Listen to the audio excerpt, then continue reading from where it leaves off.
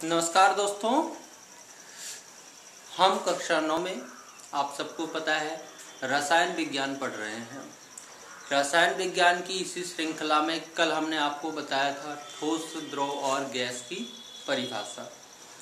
ठोस, द्रव, गैस की परिभाषा देने के बाद आज का जो हमारा टॉपिक है वो ठोस, द्रव, गैस में सविस्तार विभिन्नता दिखाने का, अंतर दिखाने का कि इसमें क्या अंतर होता है। आइए हम कॉलम बनाते हैं और तीनों को नोट करते हैं, ठोस को, द्रव को और गैस को।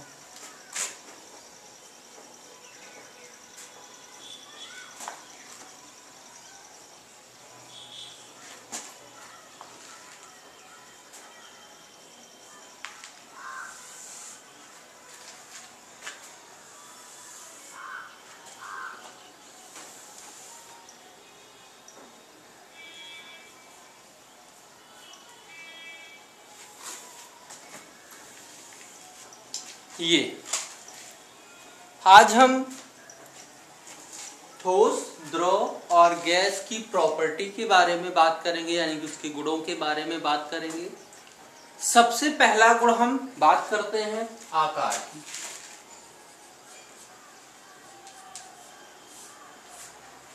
यानी कि ठोस का आकार ठोस वाले में, द्रव का आकार द्रव वाले में और गैस का आकार गैस वाले में हम लिखेंगे।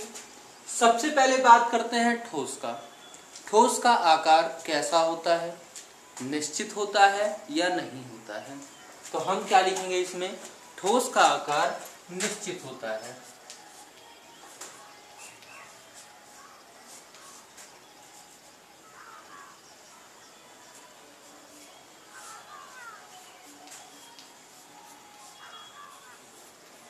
ठोस का आकार क्या होता है? निश्चित। कल इस बात को हमने आपको बताया था और क्यों होता है ये बात भी आपको कल अच्छे से बता दी गई है। अगर आपको अच्छे से जानना है तो आप पिछली वीडियो जा करके फिर से देख सकते हैं।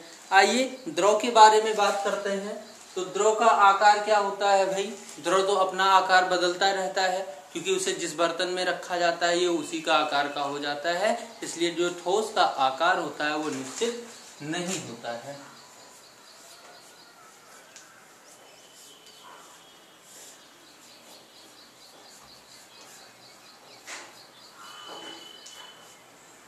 द्रव का आकार निश्चित नहीं होता और गैस का आकार भी निश्चित नहीं होता।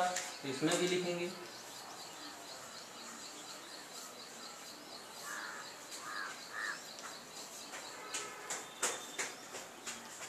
राइट, निश्चित नहीं होता है। अब आकार के बाद दूसरी प्रॉपर्टी इसका हम आयतन की बात करते हैं। तो ठोस का आयतन क्या होता है? निश्चित होता है, क्योंकि ठोस का आकार और आयतन दोनों निश्चित होता है। ये कल हमने परिभाषा में आपको बताया था। तो इसमें भी लिखेंगे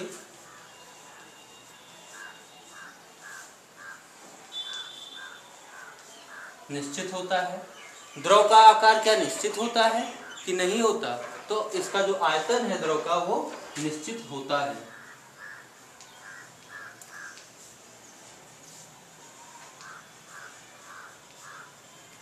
क्योंकि कल इस बात को भी मैंने बताया था कि यदि आप एक गिलास पानी लेते हैं तो वो एक गिलास पानी ही रहेगा, यानी कि उसका जितना द्रव्यमान है उतना ही होने वाला है। वो द्रव्यमान आप ना घटा सकते हो ना बढ़ा सकते हो, ठीक है ना। तो गैस की बात करते हैं, लेकिन गैस का जो आयतन होता है बेटा वो निश्चित नहीं होता। आप एक थोड़ी सी गैस लेते हैं, परफ्यूम लेते हैं, वो पूरे रूम में भी महक सकता है और आप किसी छोटे रूम में हो उसमें भी उसकी गंध फैल जाती है। गैस छोटे सिलेंडर में भी भरी जा सकती है और उतनी ही गैस बड़े सिलेंडर में भर दी जाए तो वो भी पूरे सिलेंडर में फैल जाती है। इसलिए गैस का जो आयतन है वो निश्चित नहीं होता।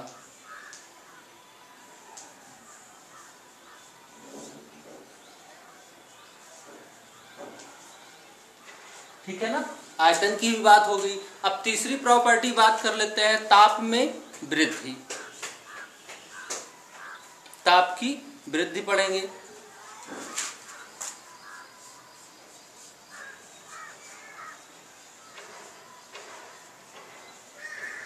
ताप में वृद्धि किस प्रकार होती है? तो जब हम ठोस को ताप देते हैं तो ठोस को ताप देने से इसमें कम विस्तार होता है। यानी कि जैसे लोहे की धातु हुई, अगर लकड़ी हुई या कोई भी ठोस पदार्थ हुआ, अगर उसको हम गर्म करते हैं तो उसमें बहुत आसानी से फैलाव नहीं होता, उसमें बहुत ज़्यादा वृद्धि नहीं होती है। तो इसमें हम क्या लिखेंगे पहले में, ये पहला में अधिक नहीं फैलते, और द्रव क्या होते हैं भाई, इसमें भी बहुत ज्यादा अधिक परिवर्तन नहीं आता है, इसमें भी बहुत थोड़ा सा मामूली सा परिवर्तन होता है, लेकिन ठोस से ज्यादा होता है। ठोस की अपेक्षा अधिक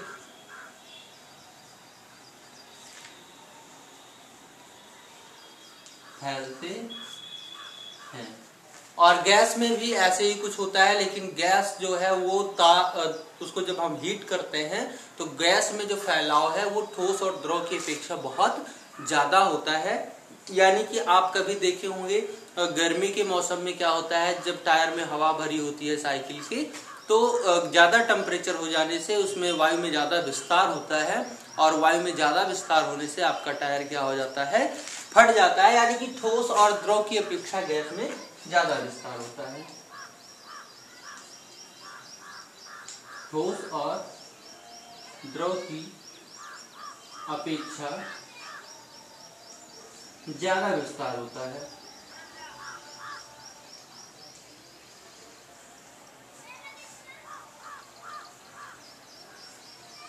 ज्यादा विस्तार होता है। चलो भाई, अब अगला है चौथा, दबाने में आयतन में कमी। दबाने पर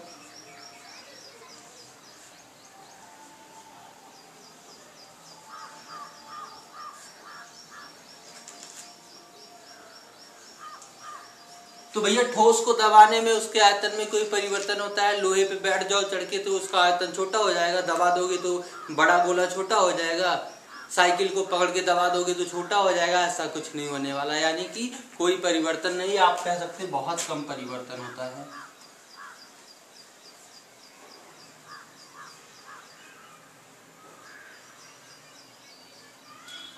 और द्रव में भी बहुत ही कम परिवर्तन होता है। आप किसी साइकिल पंप को ले लो, उसमें पानी डाल के, और पंप का जो हैंडल होता है उस पर चढ़ के बैठ जाओ, पानी नीचे जाने वाला नहीं है। यानी कि जो द्रव होता है इसमें भी कम ही होता है, कम होता है। गैस में परिवर्तन ज्यादा होता है। गुब्बारे को आप पकड़ के दबा दो वो छोटा हो जाएगा, यानी कि आप लिख लेंगे अत्यधिक होता है या अधिक होता है।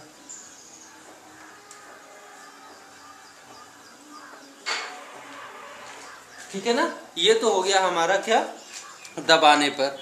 अब अगला है बहने की क्षमता।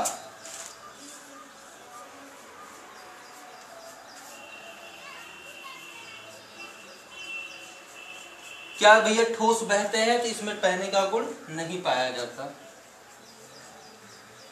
इसमें नहीं होता है।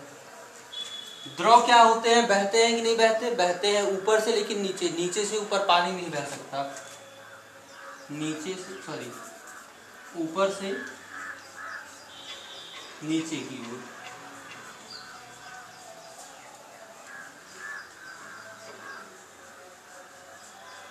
ठीक, और ये गैस चारों दिशाओं में फैल सकती है, तो इसे आप लिखेंगे सभी दिशाओं में।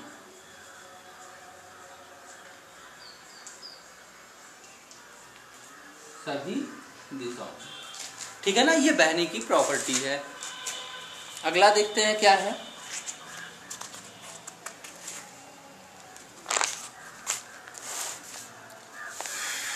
गलनांक तथा क्वथनांक।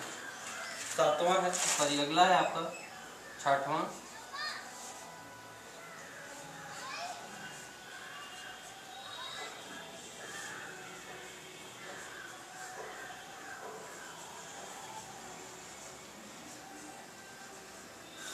तो ठोस का गलनांक, गलनांक कहते किसे है, इसको आप जानते ही नहीं होंगे। गलनांक और क्वथनांक के बारे में मैं आपको बाद में बताऊंगा, जब आपको इसकी परिभाषा बता दूंगा। अगली वीडियो में मैं कोशिश करूंगा आपको गलनांक और क्वथनांक की परिभाषा बता दिया। तब तक आप इस लाइन को डैश करके छोड़ सकते हैं, आप इसे गैप करके रखिए, इसको मैं आगे आपको बताऊंगा। अब है अगला अंतरा आणविक अवकाश अथवा स्थान। आपको वो चीज अब आपको बतानी है जो मैंने आपको कल बताई थी कि ठोस द्रव गैस में जो अंतर होता है कि ठोस के अणु बहुत पास पास होते हैं, द्रव के अणु ठोस की अपेक्षा दूर दूर होते हैं, तथा गैस के अणु जो होते हैं वो ठोस और द्रव की अपेक्षा बहुत दूर दूर होते हैं, जिससे इनके बीच लगने वाला आकर्षण बल बहुत कम होता है।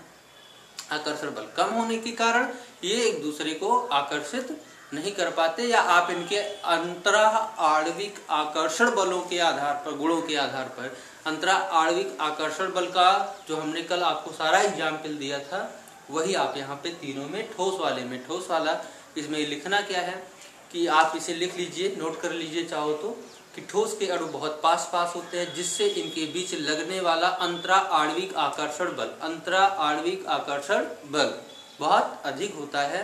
अंतरा आणविक आकर्षण बल अधिक होने के कारण एक दूसरे से बंधे होते हैं जटिलता पूर्वक, और इसलिए ये अपना स्थान परिवर्तन नहीं कर पाते हैं, जिससे इनका आकार और आयतन निश्चित होता है। इसलिए आपको इसमें ये नहीं लिखना कि आकार और आयतन निश्चित होता है, क्योंकि उसमें ऊपर आपने लिख रखा है।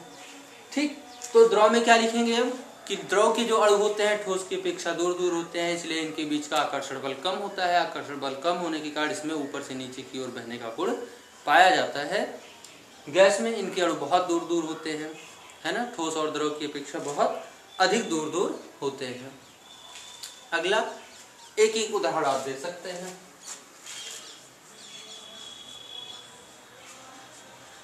ठोस का उदाहरण आप लोहा, टीना, स्टील, प्लास्टिक कुछ भी लिख सकते हैं। द्रव में आपका तेल, दूध, पानी, पारा बहुत सारे हैं। गैस में हीलियम, नीथियम, neon, boron, oxygen, hydrogen, nitrogen, बहुत सारी गैसें हैं, आप सब लिख सकते हैं।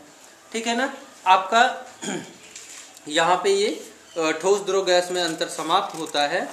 अब आपको हम बताएंगे द्रव की अवस्था के बारे में, लेकिन ये द्रव की अवस्था अब आपको अगली वीडियो में बताई जाएगी। इसे अच्छे से लर्न करके, इसे अच्छे से राइट करके हमें जो लिखा है अपने कॉपी में उसे व्हाट्सएप पे मैसेज करिएगा, तब भी मैं आपको अगला वीडियो प्रोवाइड कराऊंगा। तब तक के लिए मस्त रहिए।